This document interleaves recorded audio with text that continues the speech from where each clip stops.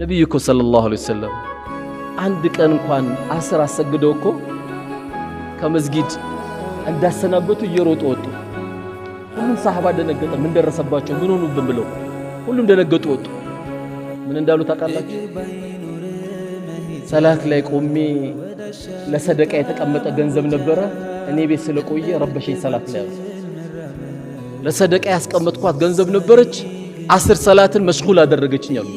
4 ረካዓ ሰብራ ሳጣቻቸው። ወዲያው ሮጦ ቤታቸው ያቺ የሰደቃ ገንዘብ አምጥተው ቶሎ የሚገባው ሰው ቶሎ በተን አረጉ። ለምን? ነገ ያንተ አይደለም፣ አሁን ያለበት ነው ያንተ። ስለዚህ የኛ ትልቅነት የኛ ያስተሳሰብ መጨመር ትልቅ የሚያደርገን ሰው ለምን ቀናብኝ ሳይሆን የምቅናቱን መድኃኒት ደግሞ እኛ መጠቀም አለብን። መጠቀሚያዎች ቤተሰቦችን ወንድሞችን ካስደሰትክ አላህ ከምንም በላይ ትልቅ ደረጃ ነው የሚሰጥ። ስለዚህ እኔ ያልሰራሁት ማንንም አይሰራም ብለን የዛሬው ዋናው ሁለተኛው ትምህርታችን ምንድነው ያልኩት? እኔ ያልሰራሁት መልካም ስራ ማንንም አይሰራም።